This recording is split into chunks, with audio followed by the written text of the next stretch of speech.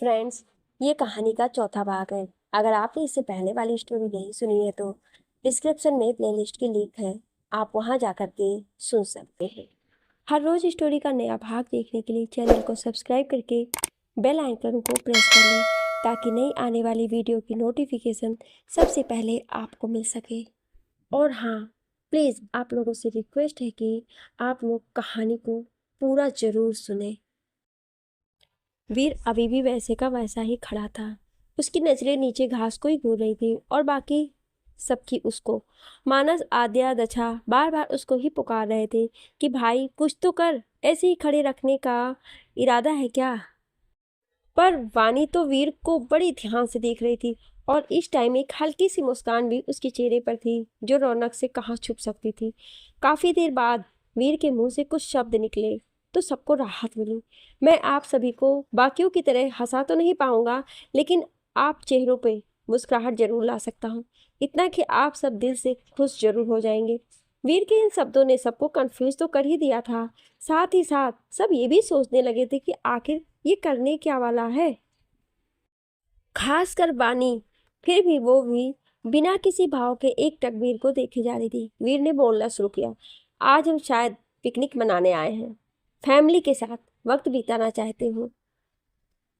आद्या की दी हुई game idea की वजह से हम सब खुलकर हंसे और आज मैंने उस चेहरे को हंसते देखा जिस पर एक नकाब लगा था। शायद उसने बहुत कुछ सहा हो, शायद वो अपना दर्द किसी को ना दिखाना चाहती हो, पर उसे तो पता ही नहीं वो प्यारी सी हंसी उसके पर कितना सूट करती है। तो मैं उससे बस यही कहना चाहता हूँ कि उसे उसकी स्माइल की कीमत ना पता हो, पर हम सबको, उसके दोस्तों को, उसकी फैमिली को बहुत अच्छे से पता है। वीर बोलते बोलते वानी के पास पहुंच जाता है और उसकी आंखों में आंखें डाल पूछता है, बोलो, क्या रहोगी हमेशा खुश अपनी उस एक स्माइल से जो तुम्हारे मम्मी पापा जाने कब से तलाश रहे होंगे। और आज ये जवाब सिर्फ मुझे ही नहीं, यहाँ मौजूद हर किसी को दो। वीर की बात खत्म हो चुकी थी, लेकिन वानी के पास कोई शब्द नहीं थे कहने के लिए। अभी वो कैसे खुश रह सकती थी। वो तो यहाँ पर भी अपने किसी काम से आई थी। वो बिल्कुल बुत बनी खड़ी थी। लेकिन जैसा कि वीर ने कहा था, बाकी सबके चेहरे से मुस्कान जाने का नाम ही नहीं ले रही थी।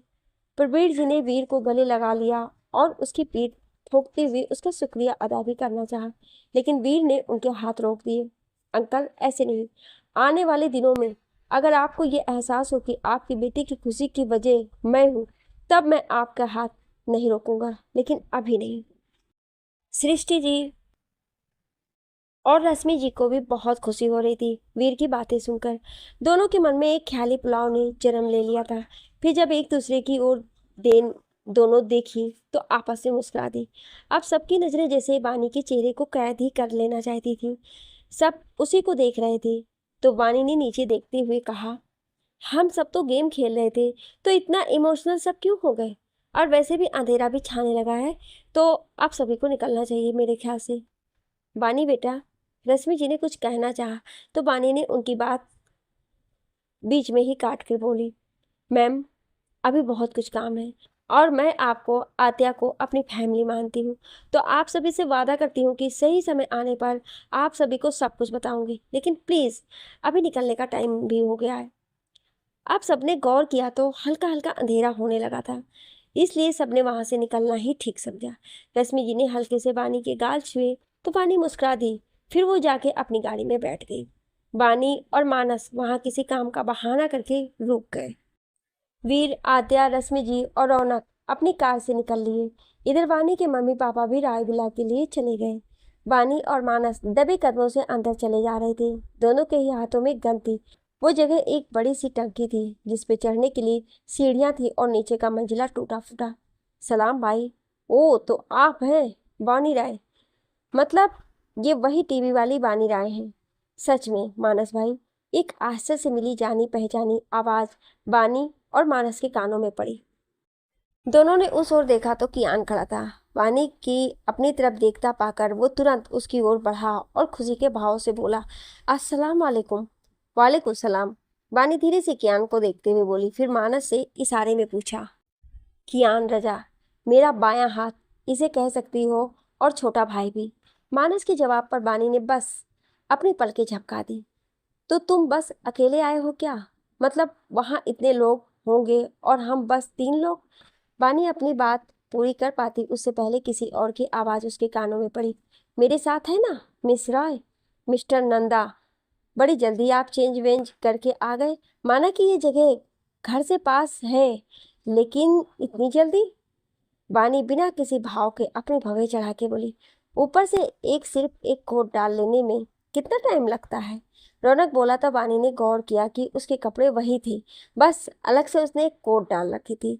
वही मानस तो शौक में था रौनक को देख, लेकिन उसे अभी कुछ पूछना सही नहीं लगा। बानी ने कियान को अब दरवाजा बंद करने को कहा ताकि यहाँ से कोई भी निकल के जाने ना पाए। कुछ देर बाद सब चौकन्ने होकर आगे बढ़ रहे थे। सब अपने हाथ में बंदूक लिए किसी प्रोफेशनल के जैसे लग रहे थे। कियान बीच बीच में वानी को ऐसे देखता जैसे वो किसी एलियन को देख रहा हो।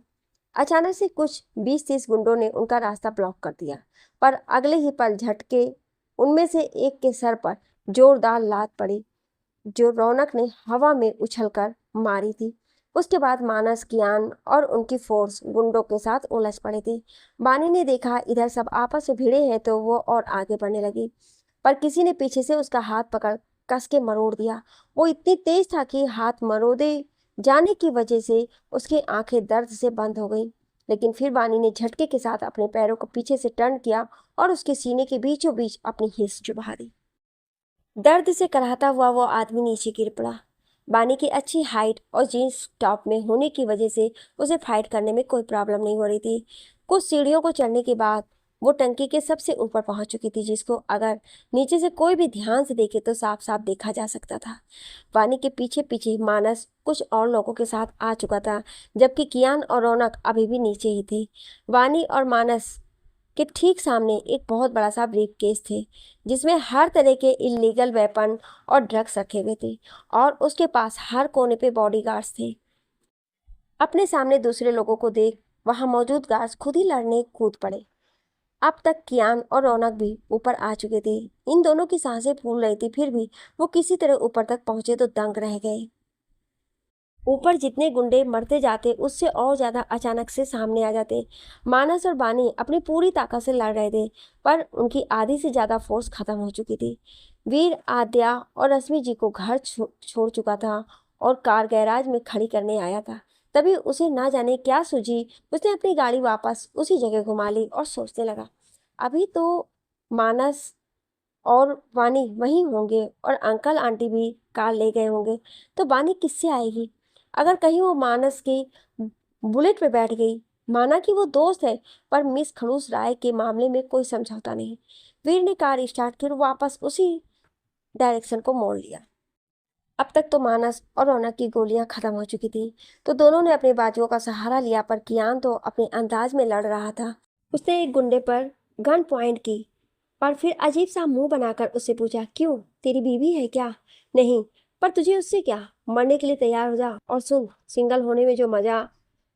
इससे पहले गुंडा कुछ बोल पाता, कियान ने उसकी कनपटी एक साथ 2 गोलियां डाल दी। सारे गुंडे उसी को देखने लगे तो वो तुरंत बोला, अरे भाइयों, हमें एक तो सबाना नहीं मिल रही, ऊपर से ये बता रहा सिंगल में मजा है। गुस्सा दिलवाएगा तो जान से ही तो जाएगा। सबका ध्यान भटका देख वानी ने इकट्ठा फायरिंग कर दी, जिसमें वो कामयाब भी हुई। अब लगभग गुंडे खत्म हो चुके थे और वानी की गोलियां और उसकी पूरी फोर्स थी। सिर्फ 4-5 गुंडे ही बचे थे, जिन्हें मानस और रौनक ने संभाल लिया था। रौनक ने तो लड़ते लड़ते एक को नीचे भी फेंक दिया था, और नीचे खड़े शख्स ने जब ऊपर देखा तो दंग रह गया। अब वो बस किसी तरह ऊपर उन सब के बीच जाना चाहता था। बहुत खोजने के बाद उसे एक खिड़की खुली दिखी, क्योंकि दरवाजा बंद था। बानी आगे बढ़ी और अपना कैमरा निकाल रिकॉर्डिंग पूरी की, और वो ब्रीफकेस बंद करके पकड़ा ही था कि किसी एक गुंडे ने उसकी बाह पे गोली चला दी। पर बानी की चीख निकलने के बजाय सबको किसी और की आवाज़ सुनाई दी। सबने उस ओर देखा तो कोई और नहीं, बानी का वीर था।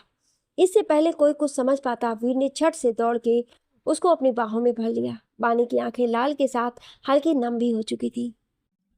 वीर ने जल्दी से भाग के बानी को अपनी बाहों में भर लिया। बानी की आंखें भी लाल होने के साथ साथ हल्की नम भी हो चुकी थी। हालांकि चोट उसकी बाह पे लगी थी, पर फाइट करने की वजह से वो कमजोर हो चुकी थी।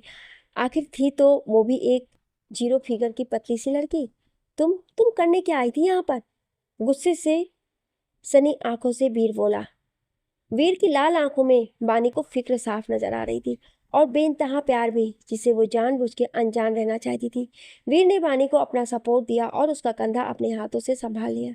बानी उसके बगल में एकदम से सट के जा लगी। उसने अपनी नजरें वीर की ओर करी तो वीर ने उसको और कस के पकड़ लिया, लेकिन जाते जाते उसने अपनी पॉकेट से गन निकाली और गुस्से में 3 गोलियां उस आदमी के सीने में डाल दी जिसने उसकी बानी को चोट पहुंचाई थी। सब हैरानी से वीर को देख रहे थे। सबने पहली बार उसको इतने गुस्से में जो देखा था। किसी को अंदाजा भी नहीं था कि वीर भी अपने पास गन रखता होगा, यहाँ तक कि बानी भी। पर वो उसके चेहरे को देखकर एक बार फिर निस्तब्ध हो चली थी। उसी चेहरे को देख जिसपे गुस्सा, प्यार और परवाह सब देख पा रहे थे। वीर जानता था बानी को दर्द तो हो रहा होगा, पर वो अपने मुंह से कुछ बोले भी नहीं। उसकी आंखों की नमी वीर को उस बात की गवाही दे रही थी। वीर ने अपना रुमाल बानी के बाह पे बांधा और अपनी गाड़ी में जा बिठा दिया। अंदर कियान को मानस ने इशारा किया सब इल्लीगल चीजें बटोरने का, जो एक फिल्म के जैसे सब कुछ देख रहा था। Life zone hospital. बानी की ट्रिप चल रही थी और उसके पास से वीर हाथ बांधे खड़ा सिर्फ उसी को देख रहा था। कुछ मिनट बाद नर्स बानी की मलहम पट्टी करके चली गई। अब बताओ क्यों गई थी वहां? वीर उसके थोड़ा पास आकर बोला। उसके आते ही बानी उठने को हुई तो दर्द की वजह से उसके मुंह से हल्की चीख निकल गई। उसने मुंह पे हल्के से हाथ रख लिया।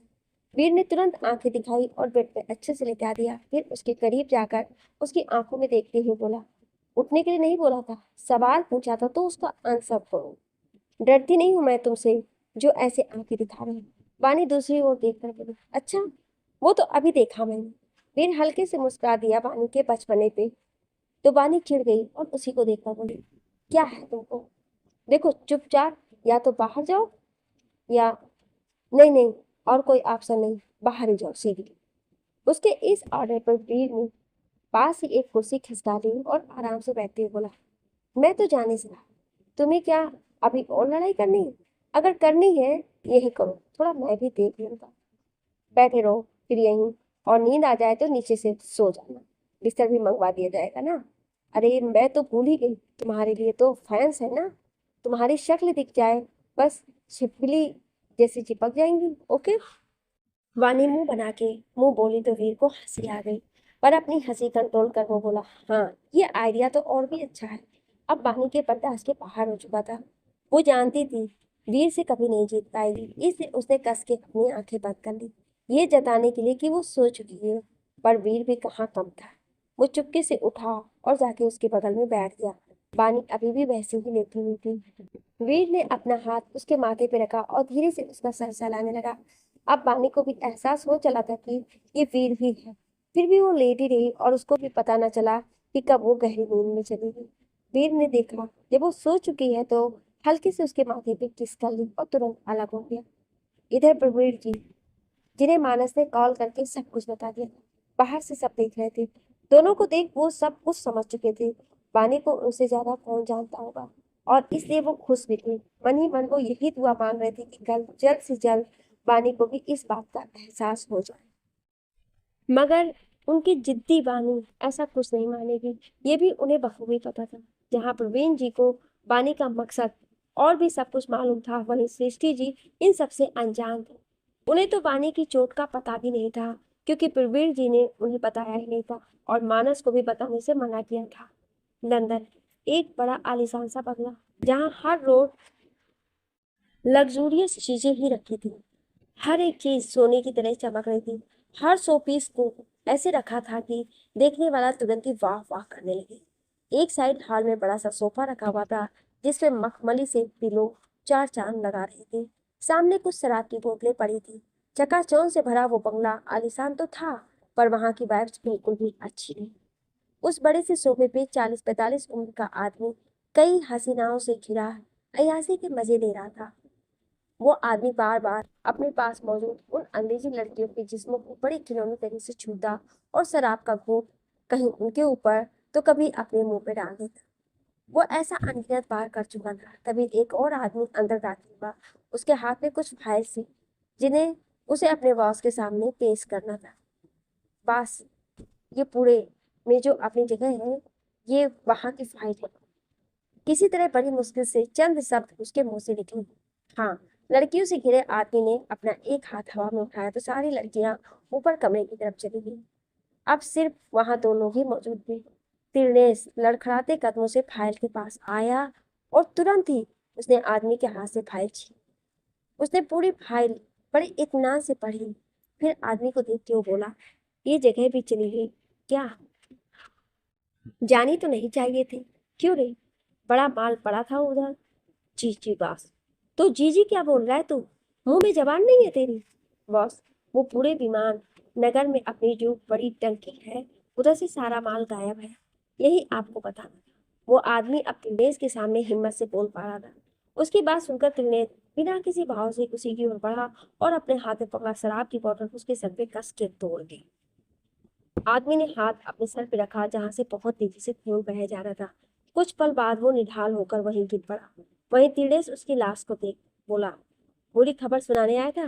तेरे जैसों को तिरनेश कभी नहीं छोड़ता। फिर गुस्से में एक लात उसको जड़ नशे में बड़बड़ाते हुए बोला, उस छोकरे का तो राम राम करा था। अब कौन पैदा हो गया? जो भी हो, अब तो हिंदुस्तान जाने को पड़ेगा इसी बहाने। भतीजा भतीजी और भाभी जी से मिलेगा तिरनेश। ना ना, एक संस्कारी बालक तिरनेश। कहने का बाद वो भी सीढ़ियों से होते हुए उसी ओर बढ़ गया जिधर उसने विदेशी लड़कियों को भेजा था। वानी की आंख अब खुल चुकी थी और खुलते ही उसकी पहली नजर वीर पे गई, जो आंख बंद किए हुए वहीं बैठा था। वानी उसको बड़े ध्यान से देखने लगी। एक सेकंड के लिए भी उसने अपनी नजरें वीर से नहीं हटाई थी। मैं आज कुछ ज्यादा ही हैंडसम लग रहा हूँ क्या? वैसे लगता तो रोज हूँ, पर आज ज्यादा। तभी तो तुम मुझे टुकुर टुकुर ताक रही। वीर के अचानक बोलने से वानी हड़बड़ा गई और सामने दीवार की तरफ अपनी नजरें फेर कहने लगी, तुमको तो मैं कभी न ताकूं। वो पानी चाहिए था तो उसी को देख रही थी।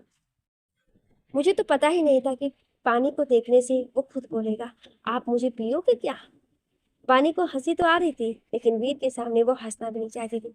उसको देख वीर ने बड़े प्यार से उसकी तरफ पानी का गिलास बनाया और पीने को बोला। फिर वो बिना कुछ कहे बाहर चला गया और जब वापस आया तब उसके साथ प्रवीर जी और उनके हाथ में खाने की थाली थी। फिक्र मत करो, ढाबे से खाना लाया हूँ। वीर दवाइयां निकालते हुए बोला। तो बानी के चेहरे पे स्माइल आ गई और प्रवीर जी अंदर से मुस्कुरा रहे थे। प्रवीर जी ने बानी को अपने हाथों से खाना और दवाई खिलाई और उसको आराम करने का बोल रिसेप्शन को चले गए। मानस और कियान भी वहीं पहुंच चुके थे, पर वानी ने उनको मना कर दिया कि ये खबर मीडिया तक बिल्कुल भी ना पहुंचे। उसका हालचाल पूछ वो दोनों जाने को हुए। तभी मानस ने वीर को आराम करने के लिए घर जाने को कहा। वीर तो ठहरा, वीर अपनी वानी को छोड़, वो और आराम? ऐसा तो हो ही नहीं सकता था। अब वानी को लेटने में दिक्कत हो रही थी, पर वीर से कहना भी नहीं चाहती थी, इसलिए चुपचाप बैठी रही। वीर उसको ही देख रहा था और उसकी पगलैती पर हंस भी रहा। कुछ देर बाद चुप्पी तोड़ वो बोला, क्या हुआ, लेटना? वानी ने सिर्फ अपनी मुंडी जोर से हाँ में हिला दी। वीर उसके पास आया और अपना हाथ और तकिए का सपोर्ट देकर उसे आराम से लिटा दिया। लिटाते वक्त वानी उसकी आंखों को ही देखी जा रही थी। वहीं वीर सब जानकर भी अनजान बनते हुए सोच रहा था, तुम खुद को तकलीफ क्यों दे रही? ये अभी तो नहीं जानता, लेकिन जल्द ही पता लगा लूंगा। फिर भी उस एक दिन का इंतजार रहेगा जब तुम मेरा हाथ अपने हाथ में पकड़ पूरी विश्वास से सब कुछ मुझे बताओगी, और वो दिन जल्द ही आएगा। वानी की हालत में अब सुधार था, इसलिए डॉक्टर ने डिस्चार्ज कर दिया था। प्रवीर जी ने सारी फॉर्मेलिटीज पूरी की और जानबूझकर अकेले चले गए। उन्होंने वीर को वानी की जिम्मेदारी दी और मानस को भी इन्फॉर्म कर दिया। इधर वानी धीमे कदमों से बाहर आ रही थी, वजह थी सृष्टि जी। उसके सामने बार बार अपनी मम्मी का चेहरा घूम जाता। कभी वो अपने बाजू को देखती जहाँ गोली लगी थी, और कभी सृष्टि जी के ख्यालों में गुम हो जाती बेचारी। वो जब बाहर आई तो उसकी नजर वीर पे गई, जो गाड़ी की डिक्की में कुछ सही कर रहा था। वानी के कदम उस ओर बढ़ गए और ना ही अयास में उसके मुंह से फोन फूट पड़े। क्या कर रहे हो? स्क्रू टाइट कर रहा हूँ, ढीला हो गया था। वीर ने बिना देखे जवाब दिया। अपने यहाँ का टाइट कर लो, ज्यादा जरूरत है। वानी अपनी उंगली को दिमाग के साइड रखते हुए बोली। अब वीर ने उसकी ओर देखा तो वो मुस्कुरा रही थी। वीर ने डिग्गी बंद की और आगे आया। तुम्हारा यहाँ का टाइट कर दो, मुझसे ज्यादा जरूरत तो तुम्हें है। वीर वानी के पास आया, जो बड़े आराम से गाड़ी का देख के खड़ी थी। तो फिर तुम अपने घुटने का टाइट कर लो। अब बानी की मुस्कान और भी बड़ी हो गई। मेरे घुटने तो सही है, वीर नासमझी के भाव से बोला, क्योंकि तुम्हारा दिमाग तो घुटने में है ना। कहकर बानी खुद ही हंसने लगी। इधर वीर तो उसकी मुस्कुराहट में खो गया था। वो मन ही मन सोच रहा था, ओहो, तो मिस खड़ूस राय अभी मस्ती के मूड में है। Not bad. वीर उसके करीब आया और उसकी आंखों में आंखें डाल बोला, मिस, इतनी मस्ती कहीं भारी न पड़ जाए आपको। कभी मेरा भी टाइम आएगा। फिर वो उसके कानों के बाल हटाकर हौले से बोला, और जब मेरा टाइम आएगा तब न तुम्हारी शक्ति काम आएगी ना ही मस्ती। समझ रही हो ना। वीर तुरंत पानी से दूर हुआ। उसने वानी को साइड का गेट खोला और जाके ड्राइविंग सीट पर बैठ गया। वानी अभी भी वैसी की वैसी ही बिना किसी भाव के खड़ी थी। क्या हुआ, कार ड्राइव करनी है, वो भी ऐसे हाल में। वीर उसको खड़ा देख शरारती अंदाज में बोला तो वानी अपनी आंखें छोटी करते हुए तुरंत बैठ गई। वीर ने मुस्कुराते हुए कार स्टार्ट की और घर की ओर मोड़ ली। वानी चुपचाप बैठी ही थी कि उसके कानों में किसी की सीटी बजाने की आवाज पड़ी। उसने वीर की ओर देखा तो बड़े आराम से अपनी मुंडी हिलाते हुए सीटी बजा रहा था। वानी कुछ देर तो उसको घूरती रही, फिर खुद ही बड़बड़ाई, मैं क्या इसको इसकी फैन गर्ल दिख रही हूँ जो ऐसे सीटी बजा रहा है, नौटंकी करेगा। वीर का तो अभी भी वही सीटी चालू था। तंग आकर वानी ने गाड़ी में लगे एफएम की ओर हाथ बढ़ाया, लेकिन वो पूरा सिस्टम ही अलग रखा था। वानी ने हैरानी से उस सिस्टम को हिलाया तो वो अलग से सिर रखा। उसको क्या शोपीस बना दिया तुमने। अपनी भवें सिकोड़ो बोली, हाँ, क्योंकि जब दो लोग साथ में जाते हैं तो ये कबाब में हड्डी बन जाता है। वो बात करना चाहते हैं तो ये अपनी शक्ल दिखा के कहता है, आओ मुझे चलाओ, अपनी फीलिंग बताओ, मैं गाना गाऊंगा, दिल का हाल सुनाऊंगा, और पता है क्या, फिर मुलाकातों में बातें अधूरी रह जाती। वीर ने अपनी खत्म की और पानी को देखा तो वो बड़ी ध्यान से उसकी बात सुन रही थी, पर अंदर से उसको कितनी हंसी आ रही थी ये वही जानती होगी। तुम कंटिन्यू करो फिर अपनी मधुरता। पानी ने बाहर देखते हुए कहा, ताकि उसकी हंसी कहीं फूट ना पड़े। हंसी आ रही है लेकिन हंसोगी नहीं। ये लड़की उस मिस खड़ूस राय। वीर बुदबुदाया और मिरर से अपने बाल संभाल लिए। बानी को हल्की हल्की नींद आने लगी थी तो उसने झपकी लेना सही समझा। जब वीर ने देखा कि बानी को नींद आ रही है तो उसने गुनगुनाना शुरू कर दिया, जो बानी को एक तरह से रिलैक्स कर रही थी। कुछ देर बाद गाड़ी राय विला के सामने खड़ी थी। वीर की नजर बानी के सोते हुए चेहरे की चली गई, जिसपे इस वक्त दुनिया जहां का सुकून था।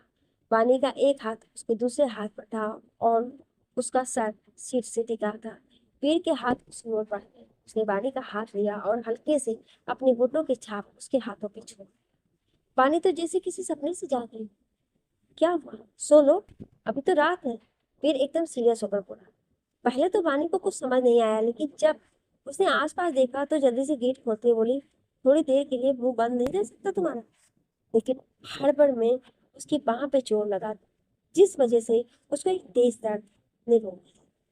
वीर ने जब देखा तो जल्दी से उतरा और वानी की ओर का गेट खोल बड़े प्यार से उसको सपोर्ट देकर बाहर निकला। वानी ने दर्द की वजह से अपनी आंखें बंद। दोनों अंदर साथ में आए तो सामने से सृष्टि जी आते हुए दिखी। वानी ने वीर के हाथ को पकड़ रखा था और वीर ने उसके कंधे से सबसे पहले वीर ने वानी को सोने पे बिठाया। फिर वो सृष्टि जी रास्ते में आ गया और उन्हें एयरपोर्ट ले जाकर उनसे कहने लगा, आंटी, आपको कुछ कहने की जरूरत नहीं, मैं आपको सब बता दूंगा। आप अपनी बेटी को जानती है ना, वो कुछ नहीं बताएगी, ये तो आपको पता ही है ना। बानी राय के कितने दुश्मन फैले हुए हैं, हर किसी से इसको लड़ाई झगड़ा मोल लेना होता है। तो हुआ बस ये कि गोली तो इन मिस को ही लगी थी, पर चलाने वाला एकदम उल्लू था, उसका निशाना चूक। बस समझिए भगवान की कृपा है, वरना तो बानी को गोली तो नहीं लगी ना। अरे आंटी बेफिक्र रहिए, बस हल्की सी चोट लगी है, गोली तो उड़ के दूसरी ओर चली गई थी। सृष्टि जी ने वीर के सर पे हाथ फेरा और शुक्रिया अदा करते हुए बोली, बेटा, बता नहीं सकती मैं तुम्हारी कितनी आभारी हूँ। तुम हॉस्पिटल में भी रुके सिर्फ पानी के लिए, उसका इतना ख्याल रखा, और एक ये लड़की। अरे नहीं नहीं आंटी, बस आप अपना आशीर्वाद दे दीजिए। इधर बानी दोनों को देख अपना दिमाग चला रही थी और इस टाइम उसको यही समझ आ रहा था, हो ना हो वीर कुछ उल्टी पट्टी पढ़ा रहा होगा उसकी मम्मी को। सृष्टि जी उसके पास आई और उसका हाल चाल पूछा, फिर उसको आराम करने का बोर्ड रूम में भेज दिया। कुछ दिन बड़े अच्छे से बीत गए। अब पानी भी ठीक हो चुकी थी, साथ ही वीर की केयर सबको दिख रही थी और सभी बहुत ही खुश भी थे। लेकिन बानी के रिएक्शन देख सबकी खुशी गायब हो जाती थी। एक तरीके से वानी भी खुश रहती थी वीर के साथ। वीर का साथ पाकर वो सब कुछ भूल जाती थी, लेकिन सब कुछ जानते हुए भी वो अनजान बन गई थी। मानस को भी अब रौनक का सच पता चल चुका था। आद्या को बिजनेस रेल तेल चीजें वानी समझा देती थी, और जब कभी वो फ्री नहीं होती तो मानस ही आद्या की हेल्प करता था। और उस टाइम बेचारी आद्या कुछ बोल भी नहीं पाती थी मानस के सामने, तथा अपनी बचकानी बातों से सबको हंसा देती थी। वहीं रौनक जब जब उसको देखता खुद को मुस्कुराने से रोक नहीं पाता। वीर को छानबीन से इतना तो पता चल गया था कि वानी का जरूर कोई ना कोई मकसद है, पर क्या, ये अब तक सवाल था उसके लिए। इधर रौनक वानी को लोकेशन बताता तो वो मानस और कियान की मदद से छापा मारती और सारी इलीगल चीजें अपने अंडर में ले लेती। अब तो वीर को भी खबर रहती थी, पर वानी के सामने को अनजान ही बना रहता। धीरे धीरे करके टीके की सिर्फ 10% माल ही इंडिया में बाकी रह गया था, और जैसा कि वानी ने सोचा था वो सच में बौखलाया। लंदन बहुत ऊंची सी बिल्डिंग के 35वें फ्लोर के केबिन में बैठा एक आदमी, जिसकी मुट्ठियां और जबड़े कसे हुए थे और नजरें नीचे जमीन को घूर रही थी, वो कोई और नहीं, दिनेश खुराना ही था। पता नहीं ऐसा क्या हुआ जो वहां रखी डेस्क को उसने इतनी जोर धक्का मारा कि वो कांच की खिड़की तोड़ सारा सामान अपने साथ नीचे नीचे जा गिरी। ये देख वहां खड़े सारे आदमी एक दूसरे का मुंह ताकने लगे। दिनेश एक झटके से उठा, उसने पास खड़े एक आदमी को शर्ट से पकड़ा और घसीटते हुए एकदम किनारे पे लटका दिया। बोल रहे ये झूठ है। उधर इंडिया में कौन ऐसा पैदा हुआ जिसके पास मेरा सारा माल पड़ा है? बोल, बोलना। दिनेश की नजरें उस आदमी पर टिकी थी और आदमी के नीचे अपने कपकपाते होठों से हिम्मत रखे वो बोला, बॉस, आप इंडिया जाके पता कर लो। दिनेश के चेहरे पे एक मुस्कान खेल गई। वो उस आदमी का कॉलर छोड़ने ही वाला था कि एकदम से उसको अंदर ला गिरा दिया। आदमी ने एक बड़ी सी चैन की सांस ली तो दिनेश कुर्सी घुमाते बोला, आज तो अपनी जुबान की वजह से बच गया, नहीं तो पता ही होगा तेरा क्या हो सकता था। पर बॉस, हम मतलब आप रुकोगे कहाँ इंडिया में? उनमें से एक बोला। दिनेश ने कुर्सी पर पैर रखा और अपने चेहरे पे उंगली फिरा के बोला, भाभी माँ के पास। आज वानी थोड़ा जल्दी में थी। जल्दी से तैयार होकर उसे महाजन पैलेस को निकलना था। वह ये था, आद्या को किसी टॉपिक पे वानी से कुछ समझना था। रश्मि जी ने आद्या को बोला भी था कि ऑफिस जाके समझ ले, लेकिन ऑफिस में मानस जो उसे समझाता था, इसलिए तो वो समझने से कम अपने मान जी को ज्यादा ताकती रहती थी। और इसी वजह से बेचारी के जब सर में घुस ही नहीं पाता था तो ऊपर से कैसे जाता। हालांकि वानी को कोई प्रॉब्लम नहीं थी, बल्कि वो अंदर से खुश भी थी कि पहली बार वो महाजन पैलेस को जा पाएगी। रश्मि जी ने वानी का वेलकम किया और अंदर ले आई। वो हर जगह टुकुर टुकुर ताक रही थी, बिल्कुल किसी बच्ची की तरह जो नई नवेली जगह का मुआयना करते हैं। तब तक आद्या भी वहां आ चुकी थी। दोनों एक दूसरे से मिली, बिल्कुल किसी दोस्त की तरह। बीते दिनों में दोनों की बहुत अच्छी तरह से बॉन्डिंग हो चुकी थी, जिसमें दक्षा भी शामिल थी। कुछ देर में रश्मि जी वहां आई और वानी से नाश्ता का पूछा। वानी मना भी नहीं कर पाई क्योंकि वो घर से खाली पेट जो आई। सबने नाश्ता किया। इधर वानी ने गौर किया कि आद्या बार बार दरवाजे की ओर देख रही थी। वानी उसको देख तुरंत समझ गई, मानस तो नहीं आएगा शायद, वो किसी काम में बिजी है, इसलिए बड़ा अफसोस जताते हुए वानी बोली। रश्मि जी ने जब वानी को देखा तो उसने अपनी पटकी झपका दी। रश्मि जी कुछ समझ तो नहीं पाई, लेकिन चुपचाप आद्या के रिएक्शन को देखती रही।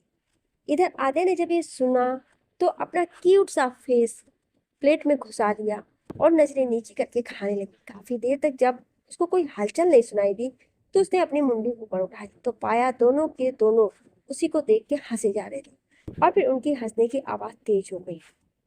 अब तो आद्या के भी दांत निकल आए थे, लेकिन शर्म के मारे सबने नाश्ता खत्म किया तो रश्मि जी दोनों को देखते हुए बोली, आदू, आज बानी पहली बार हमारे घर आई है, उसे घर भी दिखा दीजिए। बानी की तो मन की मुराद पूरी हो गई जैसे। वो खुशी खुशी आद्या के साथ चल पड़ी। वानी ने गौर किया, हर एक चीज बड़े ही तरीके से सजी हुई थी। जितना बड़ा घर था उतनी ही सिंपलिसिटी। आद्या ने उसे अपने और रश्मि जी के कमरे दिखाए, जो जितने सिंपल उतने ही एलिगेंट भी थे। फिर वो आद्या के साथ ऊपर के कमरों में गई। नीचे तो तुम और आंटी, तो ऊपर? वानी ने अपनी बात अधूरी छोड़ दी। शायद वो आद्या के मुंह से ही सुनना चाहती थी। हाँ दीदू, इधर वीर भाई रहते हैं, लेकिन अभी वो रूम में नहीं होंगे। उनको सुबह उठना अच्छा लगता है, फिर वो टेरेस पे जाएंगे और फिर काम पर। रूम हल्का सा खुला था। बानी ने धड़कते दिल के साथ उसको धक्का मारा तो वो पूरा खुल गया।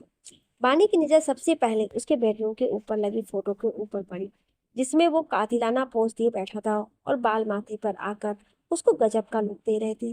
बानी के होठों पर प्यारी सी मुस्कान खिल गई। उसने गौर किया, वीर की फोटो स्वीट की छोटी बड़ी तस्वीरें पूरे कमरे में लगी थी, लेकिन फिर वो कमरा किसी लड़के का लग ही नहीं रहा था। हर एक चीज अपनी जगह पे थी जो उस कमरे पे चार चांद लगा रहे थे। तो अभी वीर घर पे है क्या? बहुत ही हिम्मत कर बानी ने आधे से पूछा। दीदू, अभी तो वो चाचा को लेने गए हैं। काफी सालों बाद वो लंदन से वापस जो आ रहे हैं, और मुझे तो याद भी नहीं कैसे दिखते हैं। जब मैं सिर्फ 10 साल की थी तभी वो चले गए थे। आप भी मिल लेना उनसे। मैं कोशिश करूंगी। पॉसिबल तो नहीं लग रहा है शाम तक रुक पाऊं, फिर भी देखते हैं। बानी आद्या को देखते हुए बोली तो आद्या ने अपनी सर हिला दिया।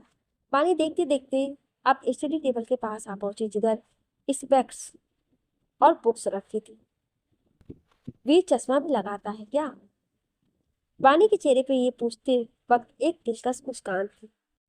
जब जब वो पढ़ाकू बनते हैं, मतलब जब यहाँ आके रीडिंग करते हैं, तब तब। वो देखिए चश्मिश भाई।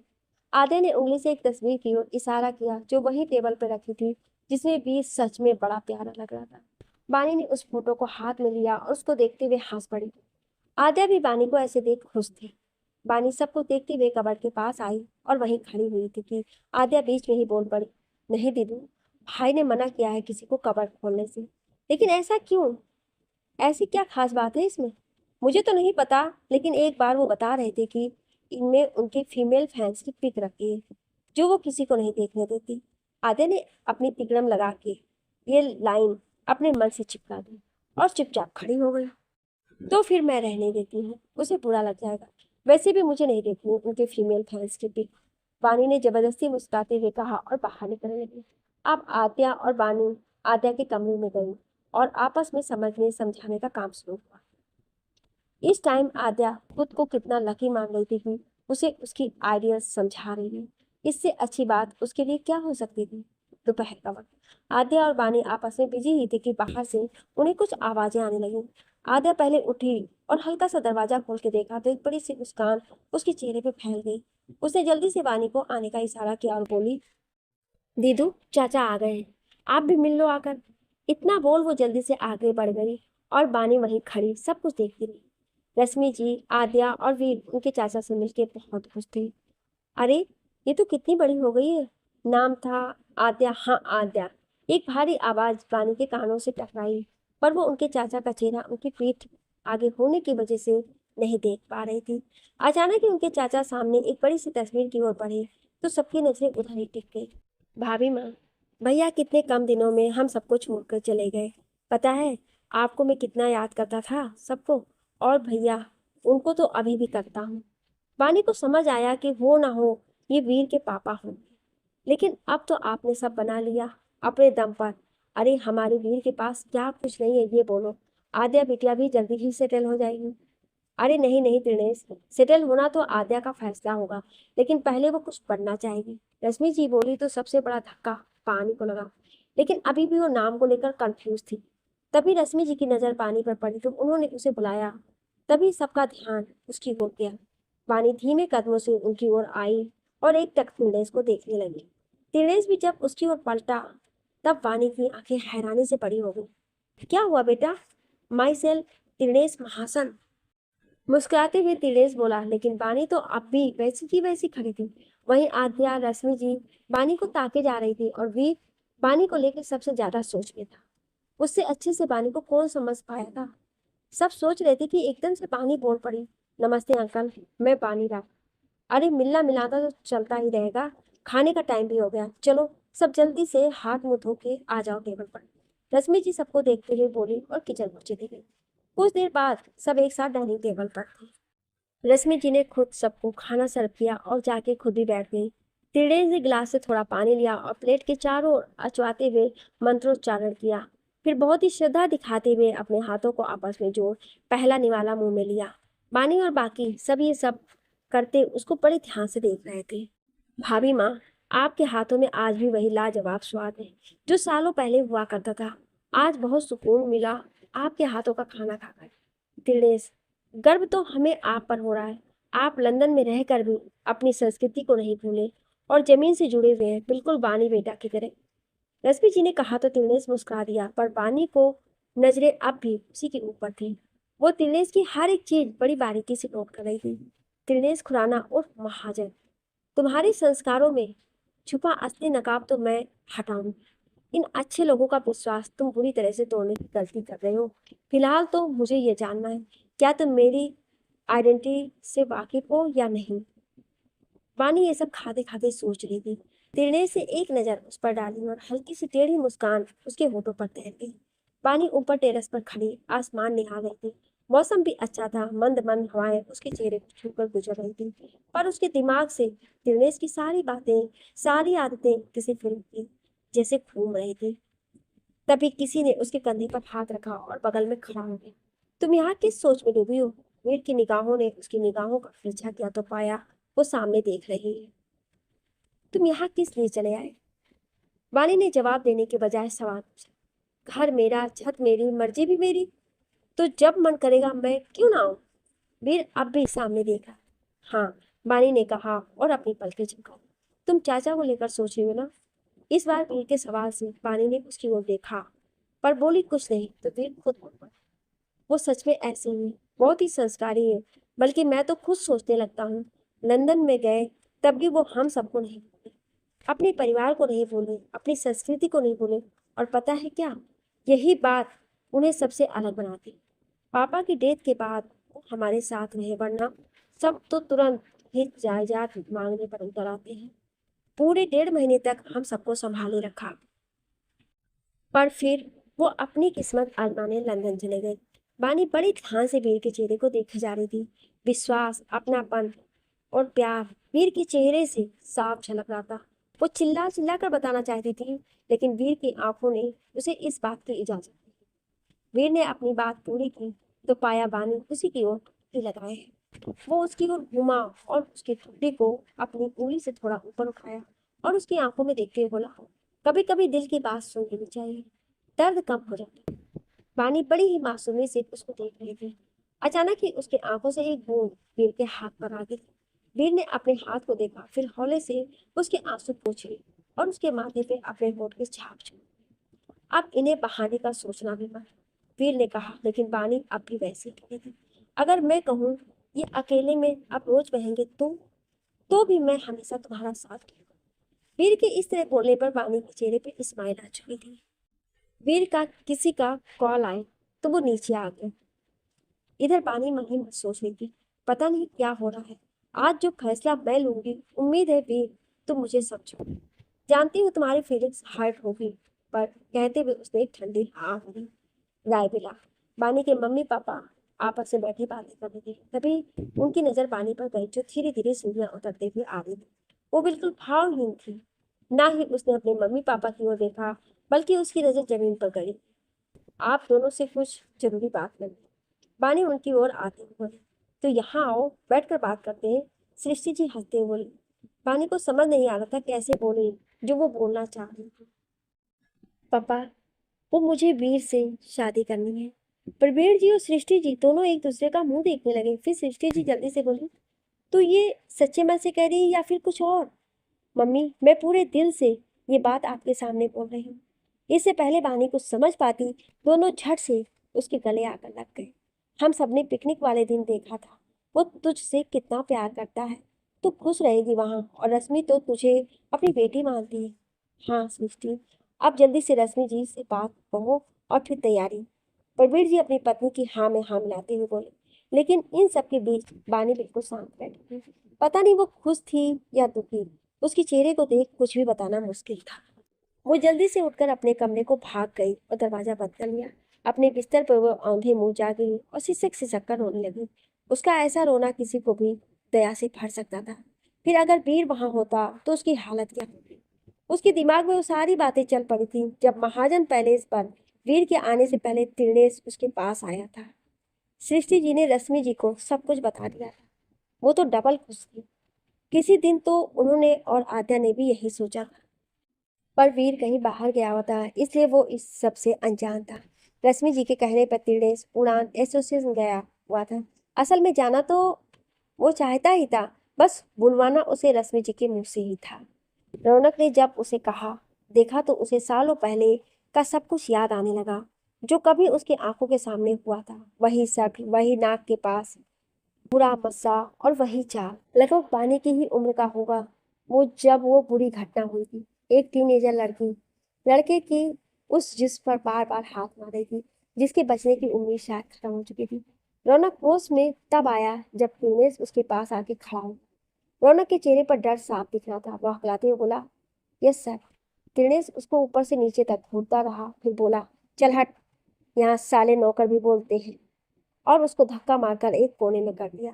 रौनक को गुस्सा तो बहुत आया, लेकिन बानी को याद कर वो शांत हो गया। अगर इसे गलती से भी पता चल गया कि मैं बानी के साथ हूँ, नहीं नहीं, ऐसा कुछ नहीं होगा। इस बार ये लंदन नहीं, सीधा यमराज के पास जाएगा, रौनक ने कहा और दूसरी साइड चला गया। वीर राय विला के सामने खड़ा था। बानी का फैसला उसे अब तक पता चल चुका था। उसने अपनी बाइक खड़ी की और सीधा अंदर चला आया। बाइक इसलिए क्योंकि इंदौर में ही एनजीओ की किसी ब्रांच के सिलसिले में वो गया था, और आते वक्त उसे आत्या से सब पता चला। अरे वीर बेटा, आओ बैठो। प्रवीण जी और सृष्टि जी दोनों ने साथ में उसका वेलकम किया। अंकल, बानी है क्या यहाँ? वीर ने सीधा सवाल डाला। हाँ, ऊपर से दूसरे कमरे में। हम समझ सकते हैं, इसलिए पहले तुम दोनों आपस में बात कर लो। सृष्टि जी ने वीर को देखकर मुस्कुराते हुए बोली, जी। वीर ने हल्की स्माइल के साथ कहा और तेजी से बानी के कमरे की ओर बढ़ गया। वीर ने कमरे को हल्का सा धक्का मारा, लेकिन कमरा अंदर से बंद था। उसने 2 बार खटखटाया, लेकिन अभी भी दरवाजा नहीं खुला था। तीसरी बार वो खटखटाने ही वाला था कि एकदम से बानी से डोर खोल दिया। वीर ने तुरंत बानी को साइड किया और खुद दरवाजा बंद कर दिया। फिर वो बानी की ओर मुड़ा और उसकी बाह पकड़ते हुए बोला, क्यों कर रही हो ये सब? क्या मिल रहा तुम्हें ये सब करके?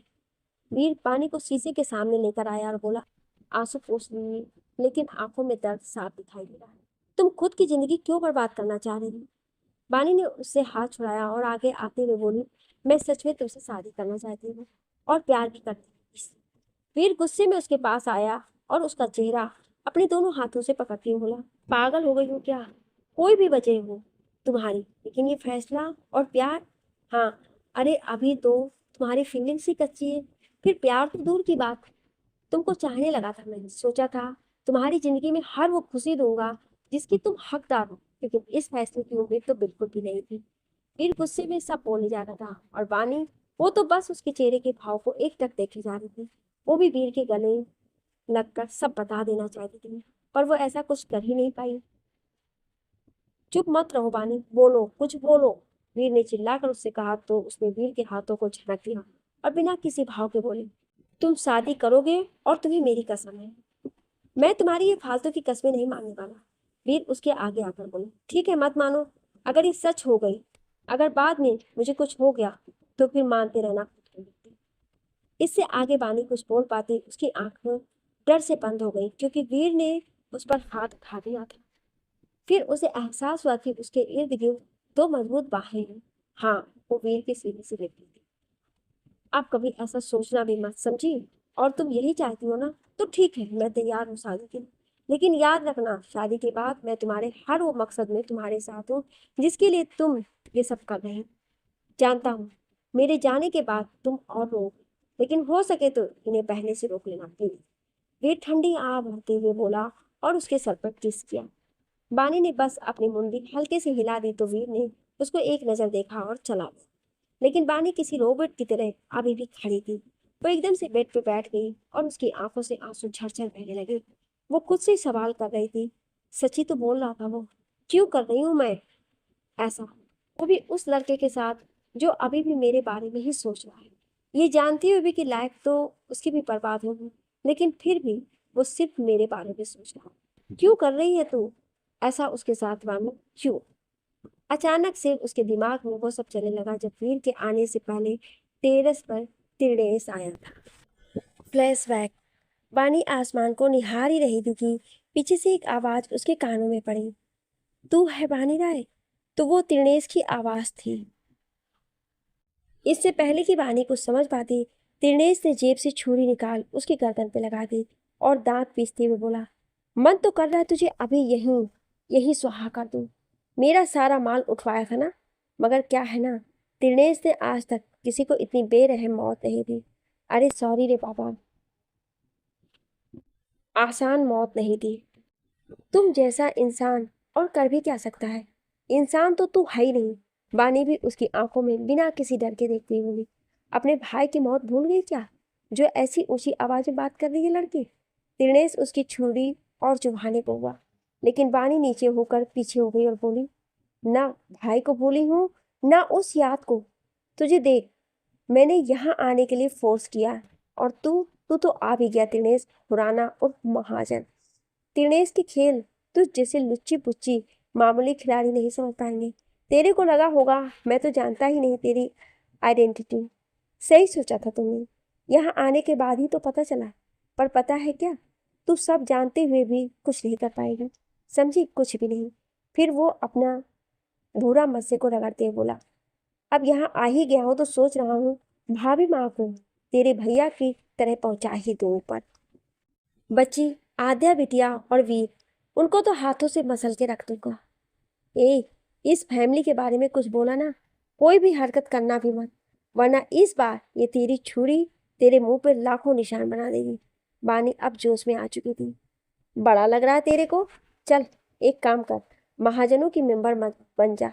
अरे लेकिन कैसे, वीर की दुल्हन बन जा, बनेगी। दिनेश उसके चारों ओर चक्कर लगाते बोला। बानी अब खामोश हो चली गई थी, डर गई। सोच, अगर ये कर गई तो तेरे महाजन बच जाएंगे, नहीं तो तेरे भाई के पास। वैसे भी कोई बड़ा काम नहीं है मेरे लिए इन सबको टाटा बाय बाय करना। दिनेश खुराना हूं मैं, चल सोच के बताना। मगर ये बात अच्छे से याद रखना, तेरी कोई भी चाल तो महाजन फुस। और ये तू भी जानती है, मैं बेकार में कुछ नहीं बोलता। फ्लैशबैक इन।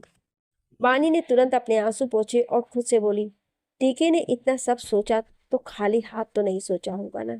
जरूर उसका कोई प्लान चल रहा है, लेकिन अगर मैं वहां की मेंबर बनूंगी तो इन सब में उसका क्या फायदा। इस टाइम वानी को कुछ सूझ ही नहीं रहा था। थक हार कर उसने सोने का सोचा और जल्द ही उसकी आंख भी लग गई। अगले दिन जब वो उठी तो एक और सरप्राइज उसका वेट कर रहा था। पता चला आज शाम को ही उसकी एंगेजमेंट है वीर के साथ, जिसमें कुछ खास और जान पहचान के लोग ही शामिल थे। इधर वीर बहुत ही शांत था, और तो और जब उसे पता चला कि उसने कोई रिएक्शन नहीं दिया। पर दोनों ही फैमिलीज में कॉमन बात यह थी कि खुशियों की खूब भरमार थी। वीर एक तरीके से खुश भी था, लेकिन बानी के बारे में सोचकर उसे बुरा भी लग रहा था। सबने साथ में शॉपिंग पूरी की और फिर शाम की तैयारी करने लगे, जिसमें त्रिनेश आगे रहकर सारा काम देख रहा था। क्या करेगा त्रिनेश, जानने के लिए सुनिए अगले भाग में। क्या आप अगला भाग सुनना चाहते हैं तो कमेंट में यस जरूर लिखिएगा। Thank you.